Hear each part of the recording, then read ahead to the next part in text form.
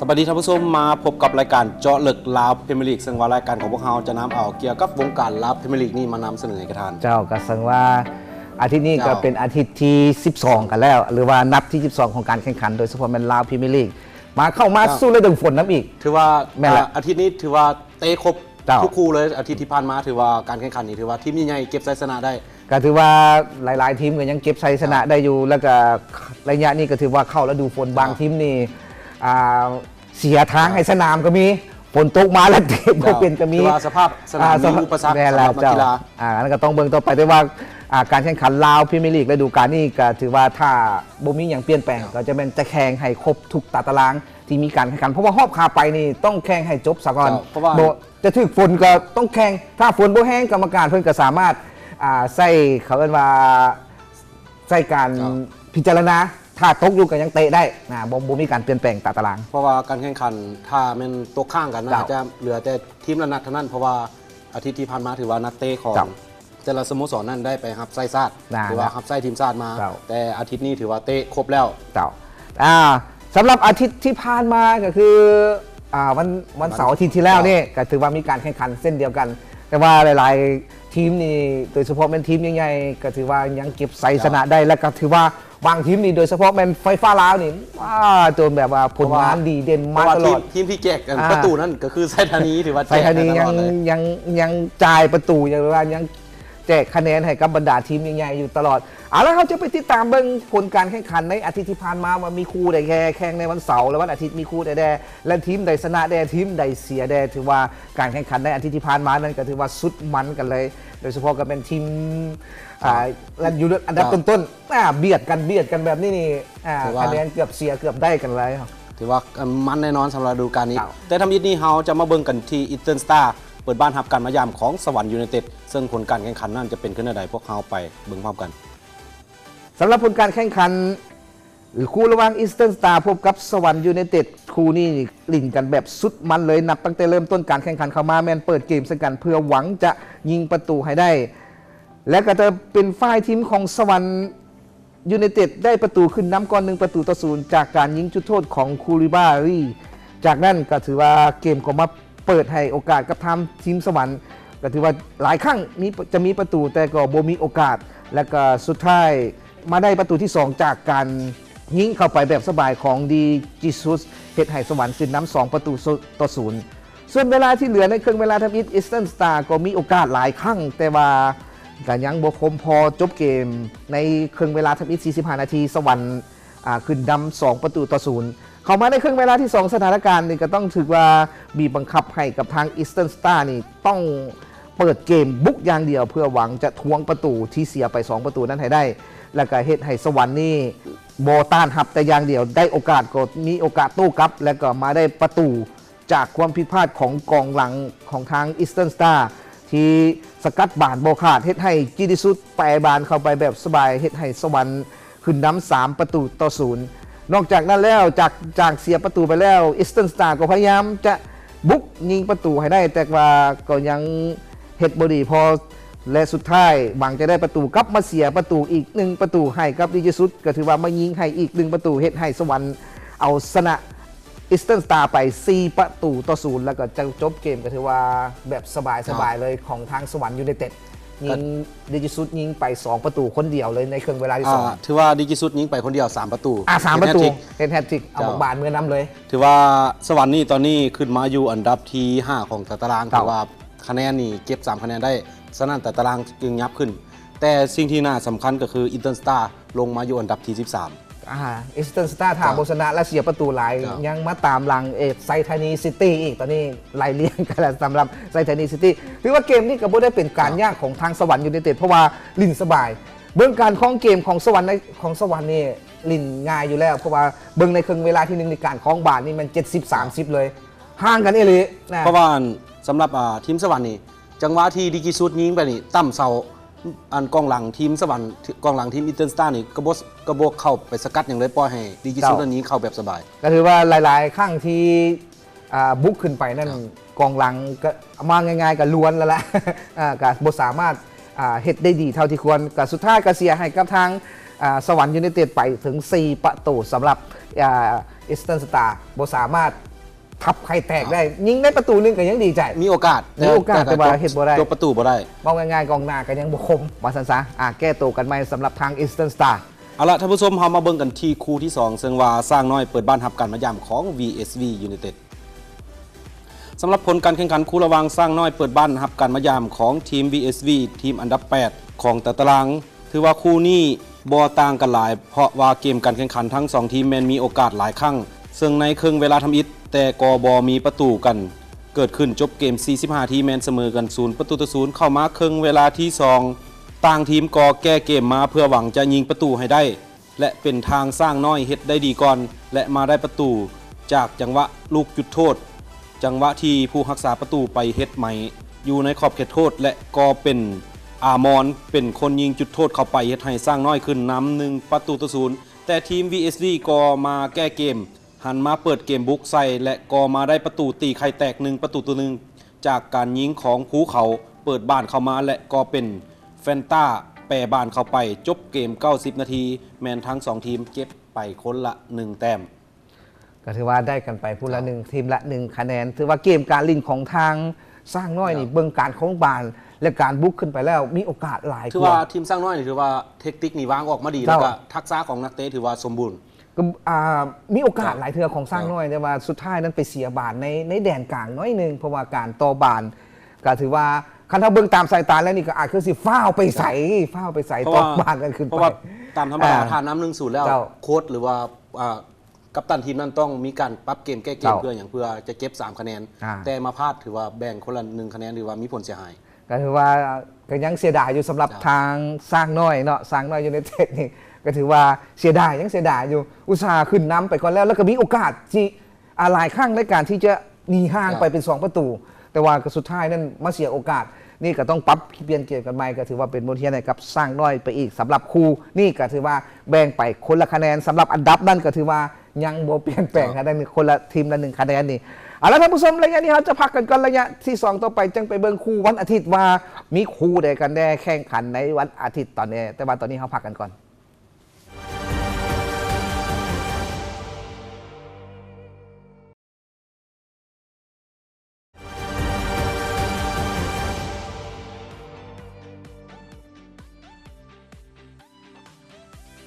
แต่ท่านผู้ชมเข้ามาสุรยานีเราจะมาเบิ่งคู่หนึ่งที่ยังตกข้างในการแข่งขันวันเสาร์โดยโซก็เป็นไฟฟ้าลาวเจ้าเปิดบ้านกับทางมายามของไซธานีซิตี้ถือว่าคู่นี้ก็ถือว่า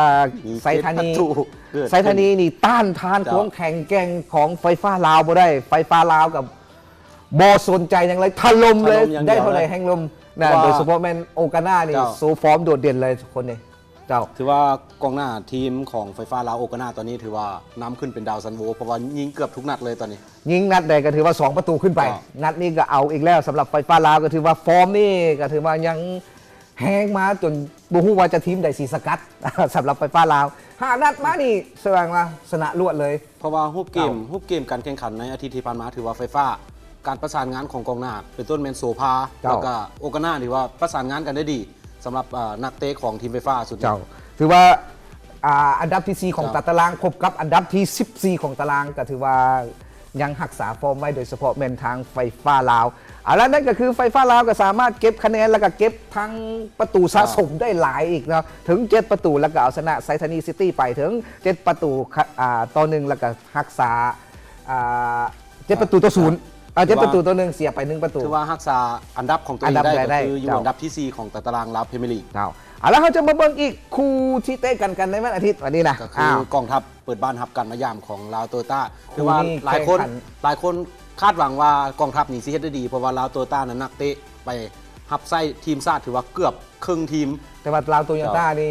ยังรักษาฟอร์มของการลินแบบสม่ำเสมอถึงว่าจะบ่มีตัวจริงหรือว่าบ่มีตัวเด่นแน่นะขาดไปกองกลาง2กองหน้า1จังซี่ยังสบายลินได้สบายเลยแต่ลาวโตต้านี่ถือว่าสิทธิเดชขันธวงศ์นี่กลับมาเตะหับไส้ทีมชาติแล้วมาเตะให้สโมสรยิงถึง2ประตูเลยแม่แล้วสำหรับเกมนี้ก็ถือว่า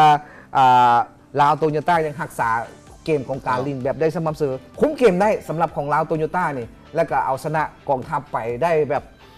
ว่าง่ายๆก็ขาดร้อยแล้วไป4ประตูต่อ0ถือว่าเกมนี้ถือว่าน่าจะบ่ดนเพราะว่า CSC จำปานี่มี มีวันแน่นอนเพราะว่าตอนนี้อยู่อันดับหนึ่งของตารางนี่ถือว่าคะแนนนั้นห่างกันมีแต่แต้มเดียว เจ้าก็ถือว่าห่างกันแต่ว่าแข่งน้อยก่อน เจ้า แข่งน้อยก็1 นัดมันบอก เจ้าแม่นละ ห่างกันอยู่1 คะแนนนี่ก็ถือว่าอันดับ1 2 3นี่ยังไล่กันอยู่มีรุ่นกันอยู่นะสำหรับ3ทีมนี่ก็ถือว่าเป็นอีกนัดหนึ่งที่โดยเฉพาะลาวโตโยต้ากันยังว่าเฮ็ดผลงานได้ดีโดยเฉพาะก็เป็นการแข่งขันไปยามทินของกองทัพอย่างดี แต่บ่ได้วันเลยนะกองทัพก็จัดหนักจัดเต็มมาเลยแต่ว่าก็ต้านทานความแข็งแกร่งของลาวโตโยต้าบ่ได้ก็ถือว่าเสียไปถึง0-4ให้กับโตโยต้าแล้วก็ทางลาวโตโยต้าก็สามารถเก็บคะแนนได้อีก3 คะแนนนะนำขึ้นมาอีกเช่นเดียวกันแล้วท่านผู้ชมเราจะมาสรุปผลการแข่งขันของคู่วันอาทิตย์ว่าผลสกอร์จะเป็นขึ้นอะไรสำหรับคู่ที่ยังเหลือของวันอาทิตย์นั้นเอสลาเปิดบ้านเสียให้แก่มหาวิทยาลัยแห่งชาติ1-3และล้านสร้างยูไนเต็ดเปิดบ้านเอาชนะ IDC จำปาสักไป3-2และคู่สุดท้ายของวันอาทิตย์นั้น CSC จำปาเปิดบ้านเอาชนะกระทรวงป้องกันความสงบไป4-0ถือว่าปกสฟื้นขึ้นยากอีหลีสำหรับปกสแล้วก็โมเมนต์บ่มีความแก้ตัวนี่โมเมนต์มาสิเดินทางไปจำปาสักแล้วเมื่อยบ่มีแฮงเตะมันเปลี่ยนไปบ่ได้อันนี้มันถือว่าเป็นเกมการแข่งขันเดินทางไปเดินทางมาสนามไผสนามมัน แต่ว่าการแข่งขันสู้กับ CSC จำปาสักบ่ได้สำหรับปกสถือว่าในครึ่งเวลาที่2นี้ยิงไปกันใหญ่เลยก็ถือว่าบุกบัวขึ้นเลยเพราะว่าบุกบัวขึ้นเลยปกสถือว่านับแต่เปิดฤดูกาลมาถือว่าฟอร์มนี่ตกไปหลายเป็นต้นแมนตินีบุญมาลัยบอมีอาการบาดเจ็บถือว่าบ่สามารถช่วยทีมได้เจ้าอีกคู่หนึ่งล้านสร้างยูไนเต็ดพบกับทาง IDC จำปาสักคู่นี้เกือบเสมอเพราะว่าล้านสร้างนี่มาฮึดสุดท้ายมาฮึดเอาสุดท้ายเกิดถือว่าในนาทีเกือบสุดท้ายแล้วไปถือว่าได้อีกประตูหนึ่งก็ถือว่าประตูไซสนะแบบบุดวิดขาโบสันก็ถือว่า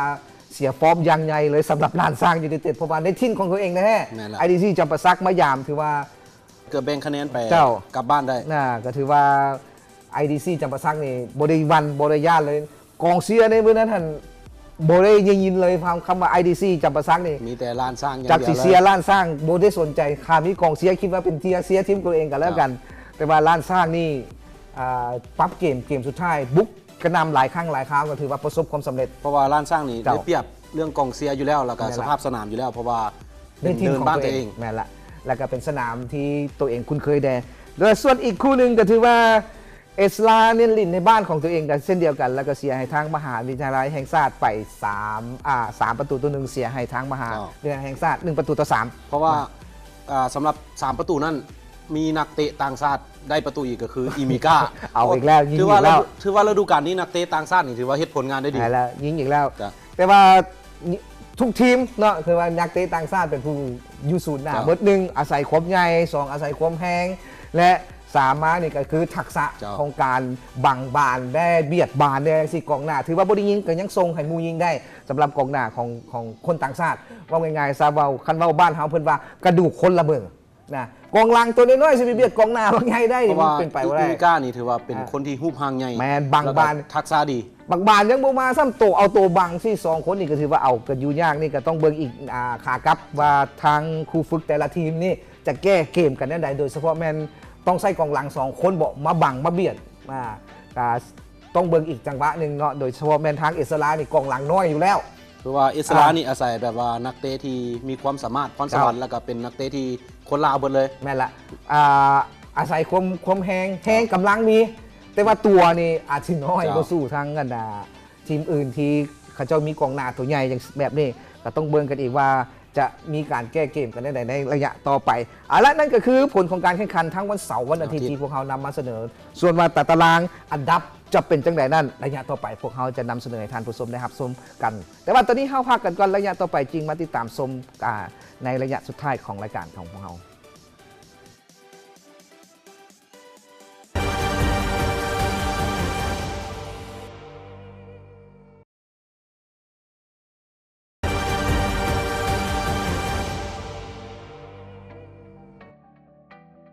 กลับเข้ามาสู่ระยะสุดท้ายของรายการพวกเขาจะมาสรุปดาวซันโวของบานเตะลาวพรีเมียร์ลีกฤดูกาล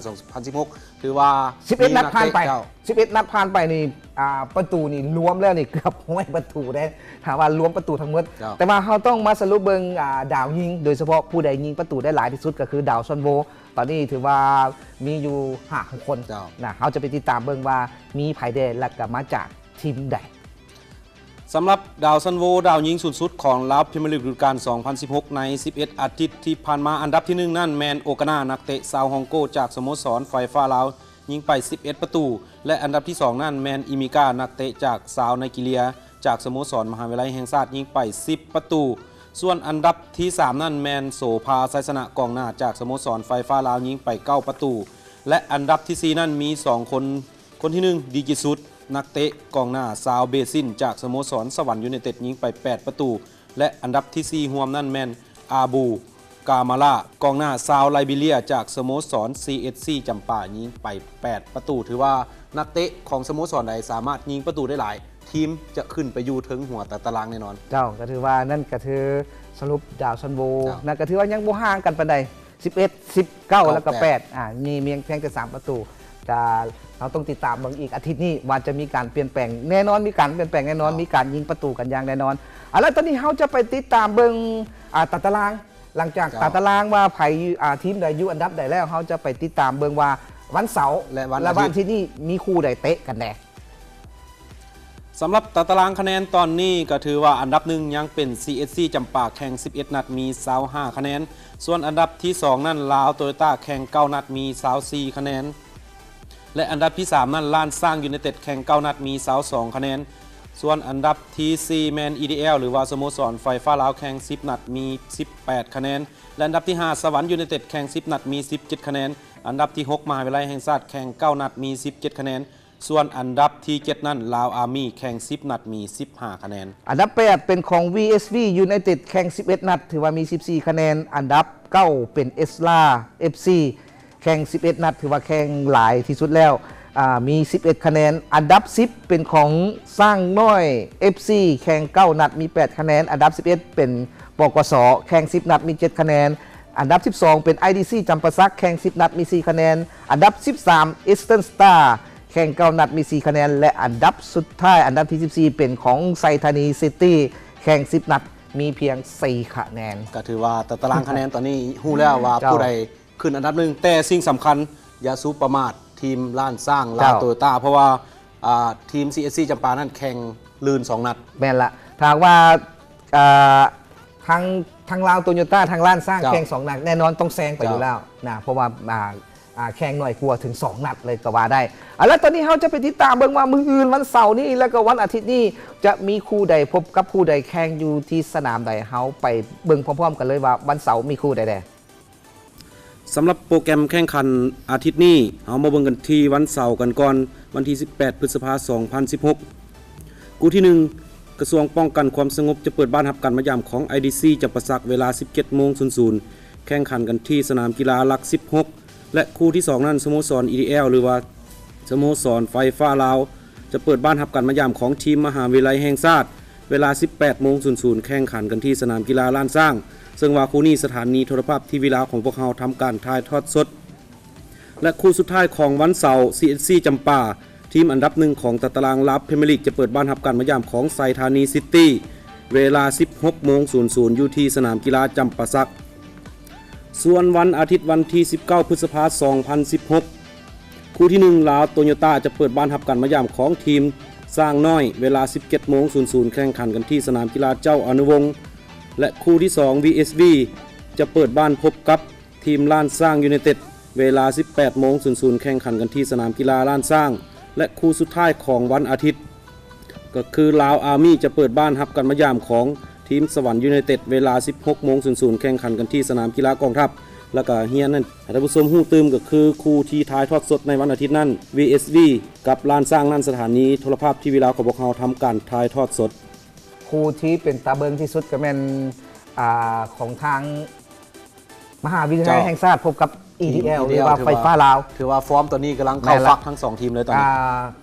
อันดับนี้มันอยู่ใกล้เคียงกัน 2 คู่นี้ก็ถือว่าถ้าผู้ใดสนใจที่ตามรับชมก็แม่นอยู่ที่สนามกีฬาล้านสร้างอยู่ที่บ้านหนองไฮก็เป็นที่ตามรับชมได้ถ้าหากว่าบ่สะดวกเบิ่งทางโทรภาพเนาะถึงว่ามีการถ่ายทอดสดถือว่ามันแน่นอนสำหรับคู่นี้เพราะว่า กองหน้าตอนนี้วัดใส่กันเลยอิมิก้ากับโอกาน่าวัดกันเลยว่าผู้ใดจะจบประตูได้ว่าเป็นสาวต่างชาติกันและทั้งหมดท่านก็คือตารางของการแข่งขันทั้งวันเสาร์และวันอาทิตย์และก็ที่พวกเขานำมาเสนอให้ทุกท่านได้รับชมกันและมื้อนี้ก็ถือว่าหมดเวลาของรายการเจาะลึกลาวลีกลาวพรีเมียร์ลีกของพวกเขาแล้วพบกันใหม่ในวันศุกร์หน้าสำหรับมื้อนี้พวกเขา2คนต้องลาท่านผู้ชมไปก่อนพบกันใหม่สบายดี